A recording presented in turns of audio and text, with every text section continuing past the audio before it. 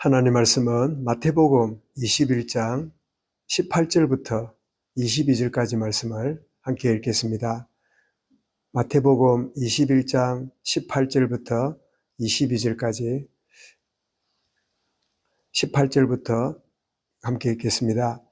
이른 아침에 성으로 돌아오실 때에 시장하신지라 길가에서 한 무화과 나무를 보시고 그리로 가사 잎사귀밖에 아무것도 찾지 못하시고 나무에게 이르시되 이제부터 영원토록 네가 열매를 맺지 못하리라 하시니 무화과 나무가 곧 마른지라. 제자들이 보고 이상히 여겨 이르되 무화과 나무가 어찌하여 곧 말랐나이까.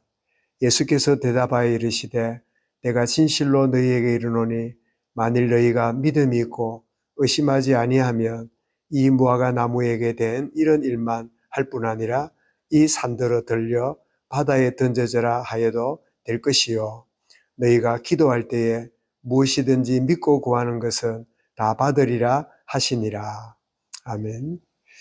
작은 희생을 통한 큰 깨달음을 얻게 하심이라는 제목으로 말씀을 드리겠습니다.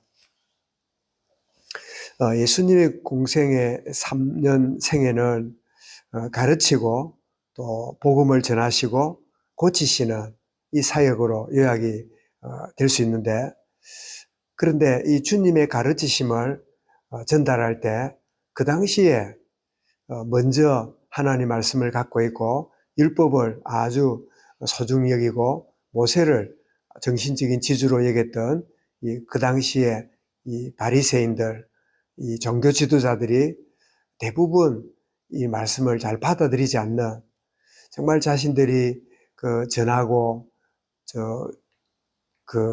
참 가르쳤던 그 말씀의 핵심 되시는 참 복음 되시는 주님의 말씀임에도 불구하고 그 주님의 말씀을 잘 받지 않는, 말씀을 받지 않는다 말은 주님 자체를 받아들이지 않는다 그 이야기죠. 그래서 반대하고 공격하고 비난하고 계속적으로 주님을 십자가에 죽기까지 하는 그런 지도자들.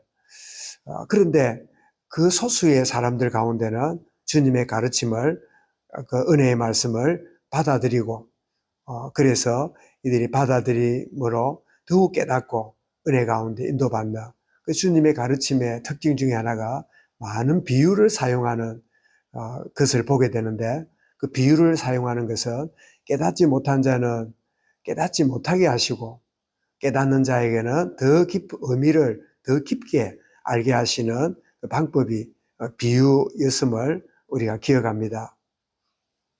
오늘 본문은 이 주님이 길 가시다가 시장하시게 되자 무화과 나무를 이렇게 보게 될 때 아주 잎이 무성한 그런 이 무화과 나무라, 잎이 무성한 거 보니까 열매가 열렸는가 하고 보시니까 열매가 없는데, 열매는 없는데 잎이 무성한 이런 나무를 보고 주님이 명령하니까 그 무화과 나무가 말라 죽어버리는 이런 일이 벌어지게 되자 제자들이, 아니 예수님이 갑자기 멀쩡한 무화과 나무를 저렇게 명령해서 죽이실까, 이런 의문을 갖고 있을 때 주님은 놀랍게도 그 무화과 나무가 죽는 작은 희생을 통해서 큰 깨달음을 주시게 되는데, 거기에는 몇 가지 의미가 담겨 있는데, 첫 번째는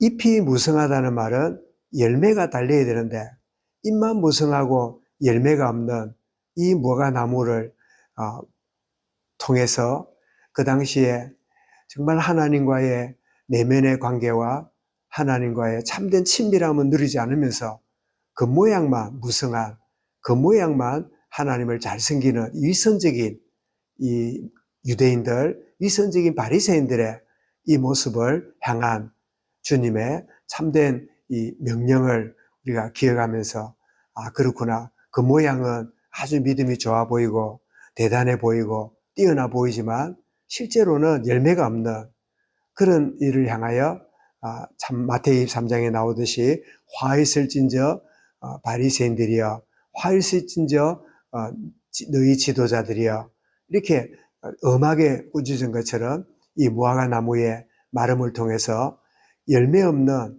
이 종교생활, 하나님과의 관계가 없는 이런 자기 만족에 빠져 있는 이 신앙생활에 대해서 주님은 엄하게 참 경고하셨다는 사실을 보여주고, 또 하나는 이 무화과 나무는 하나님의 창조물인데 예수님이 창조주 되시는, 창조주는 심기도 하고 거두기도 하고 참 죽이기도 하고 살리기도 하시는 전능하신 하나님이고, 예수님이 바로 창조주 되심을 참 보여주는 그런 사건인 것을 우리에게 말씀하고 있습니다. 더 나아가서 가장 중요한 그 교훈은 바로 기도의 비밀을 알리기 위한 이 작은 희생을 통한 큰 깨달음을 주시는, 이 무화과 나무에 명령할 때 말라 참 죽는 것처럼 22절에서 너희가 기도할 때에 무엇이든지 믿고 구하는 것은 다 받으리라. 그래서 정말 기도의 행위도 중요하지만 정말 그 하나님이 이 기도에 응답하신다는, 이 기도가 하나님의 뜻에 온전한 방향 속에 있다는 게 분명하다면 하나님은 온전히 이루신다 하는 믿음의 기도를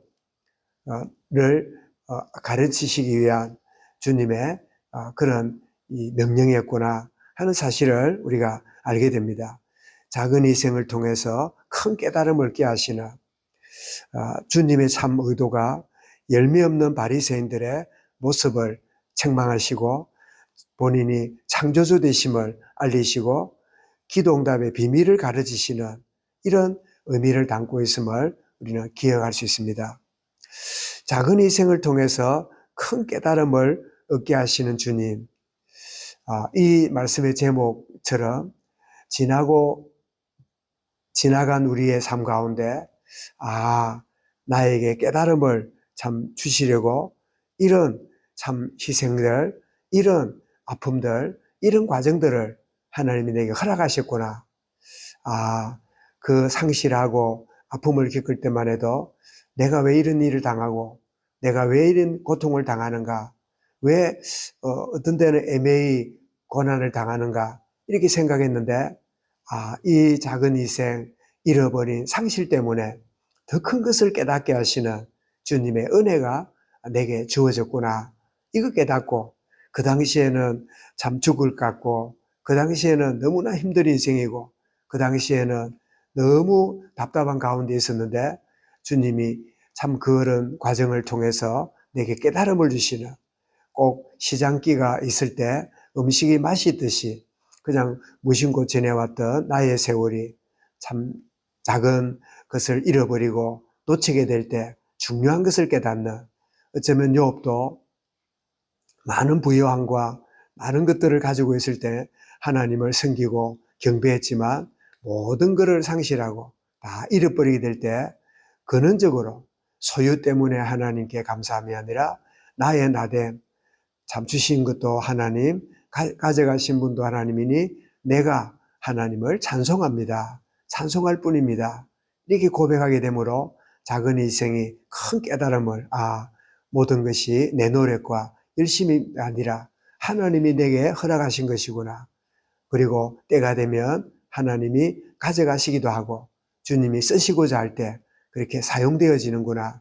이 사실을 발견했던 욥의 고백처럼 작은 희생을 통하여 큰 것을 깨닫게 하시는 주님의 이 놀라운 은혜의 이 비밀이 오늘을 살아가는 우리에게도 무엇을 놓치기도 하고 상실하기도 하고 또 때로는 잃어버리기도 하고 여러 가지 아픔들을 겪지만 우리는 이걸 통하여 큰 깨달음을 갖게 하시는 하나님의 은혜의 손길이구나, 주님의 사랑의 표징이구나, 이 사실을 깨닫고 발견한다면 참 모세도 사라지고 엘리야도 사라지는 것이 안타까울 줄 알았더니 오직 예수만 보이는 이 축복을 누리는 기회가 된 것처럼 그런 축복의 오늘 하루가 되어지며 걸음이 되는 주의 은혜를 체험해가는 걸음을 우리 걷는 하루가 참 내게 주어진다. 이 사실을 온전히 알고 주님 내게 깨달음을 주시고 은혜로 인도하시는 복된 하루가 되게 하여 주옵소서. 그런 기도가 저와 여러분의 기도가 될 수 있길 바랍니다.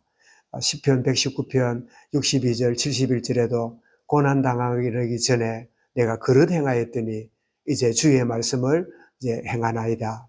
고난당하는 것이 내게 유익이라. 이로 말미암아 주의 말씀을 깨닫게 되었나이다.